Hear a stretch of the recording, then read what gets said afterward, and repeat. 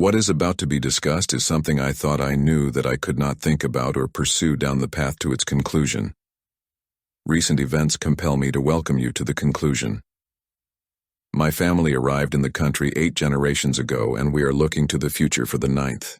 My great-grandfather fought in the Civil War to preserve this country. He was wounded and came home with a limp. My dad fought in World War II to save the world from dictatorship. I fought against a war we should have never been in. As bumper stickers read "America, love it or leave," I proudly had one that read "America, change it or lose it." There has been some positive changes during my life, yet here we are in the midst of this country becoming a third-world dictatorship. Our country is being run into the ground by incompetent people who care more about their money grabbing than the Constitution and the rule of law. Morons are governing America. Since January 20th, there has been a solid drumbeat for that change to dictatorship. Each month, more steps were taken. More fear was engendered. At this moment, truly, it must be said there are no more guardrails left to stop these traitors.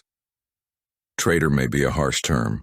Traitor is someone who turns their back on the country trying to do great harm to it. That is the correct term to use now.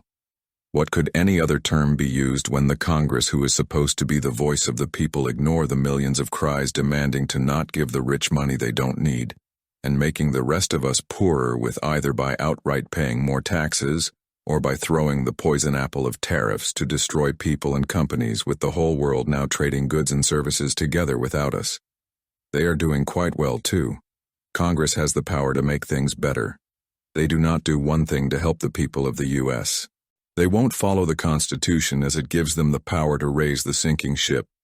They bend the knee and kiss a fool's ring rather than stand up for what is right or fair. The courts are not helping. Perhaps they do not know what to do when someone is setting afire the Constitution. There was a Supreme Court that was so much out of touch on the slavery issue that their decision on twisted legality moved the country quicker to the Civil War. The Roberts Court is now the new Dred Scott case.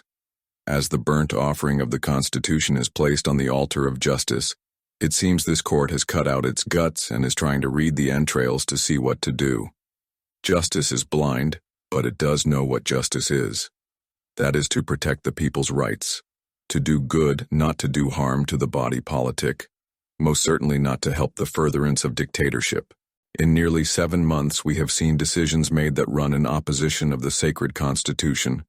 There is fear and anger running through the thread of the cloth that is fraying slowly but inexorably to an end no one wants to see, a full-blown dictatorship. Do not hide your head in the sand. Do not turn away from the facts set before you in plain sight. Be afraid, yes. Just as sure as the night has dawned, there is a way to overcome the fear, dread, and chaos.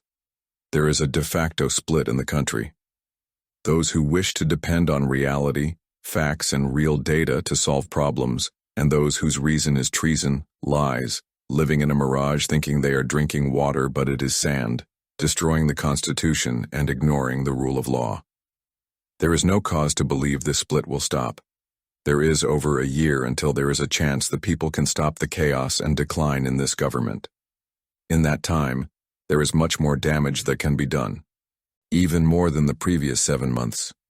We, the people, can stop it all by demanding, along with the governors of the various states, some already harmed, must start planning and putting together a decree of separation between the states that no more wish to live with the chaos, fear, and anguish. They seek a process that happens every day by nearly 50% of married people. We want a divorce from the United States of America on the grounds of irreconcilable differences. This divorce is not a flight of fancy, but a path out of the mess that is now the U.S. The governors that can make this happen must make it happen. They must bring the people into the process every step of the way. Not just a plebiscite, but true involvement to make the new country a near-perfect union. There are around 23 states that might join in this divorce. There are at least 4 states among the 23 that, if they were countries, would be in the top 20 economies in the world. California would be number 4. It is time these states join as a new country. They have the fire and the economies to turn that country into an advanced country with true freedom. A government completely of the people, for the people, and by the people. Now there is no doubt that many would think this a cop-out move, as you don't want to play the game so you are taking the ball away. It is neither. It is when people can no longer stand the ways of their partner.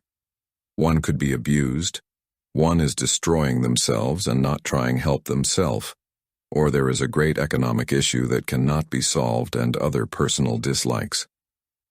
Both parties come to understand there must be a separation agreed upon that plans a way to the finality of the divorce. There are details of the devil to work through as soon as possible, so issues of separation can be quickly agreed upon. There is the negotiation between the U.S. and the new country. For now, let it be called the United Federated States or the American Federation UFAAF. While those negotiations are going on, there must be a new constitution for the UFA made ready for the several states to approve. One could think the notion of having a divorce is absurd in the least and impossible if not crazy at most. It must be said it is the only way to overcome the deplorable position we are in now. In now 8 going on 9 months, the country has jumped the rails, and all guardrails are gone. What can be done in 5 more months, a year? No, there is no need to continue the endless political quarrels. The midterms are over a year from now. While they may produce an overwhelming win for Democrats, there is the delay to worry about. There could be no elections by then, or an economic crisis beyond compare. All there is, looking forward for 3 years, is status quo or stagnation. A time wasted uselessly. A divorce can in that time be the big topic. That divorce would not only produce a new country, but also settle matters for the time it takes. As I write this just before the 249th 4th of July, with neighborhood bombs bursting in air, there is a sadness that hangs over the time. What we have celebrated in the past with joy for our freedoms and illuminations now rips our joy away and dulls the illuminations. With the knowledge that those freedoms are being denied, our rule of law is failing fast, and our Constitution lays torn in the street. Yet, there is hope. That hope is alive in millions of people and many states that can found a new country, based on the ideals of 1776, but can forge ahead of what was the past to a new vista of civilization, that knowing we can do better with pen and paper than with bullets and bombs. In a divorce, there are always regrets and anger, but in the end, troubles are settled, issues resolved. Each side comes to the realization that it is better to be apart. Each can still prosper and live their life in peace. Each are made whole. There may be a certain caring that each might harbor so that neither are harmed in the future. Divorce can be messy, but in the end the parties come to see the common sense of the matter and its logical need. Let's us begin that no-fault process. Now, while we still can, DA. Your comments are very welcome and a like would not hurt. There is already a second informative video started that continues on the conjectures mentioned in this video. Radical Insights has more topics to come, but the current state of the union has overshadowed their appearance. Your subscription will help this channel to enhance various topics with facts and reason and a ton of common sense.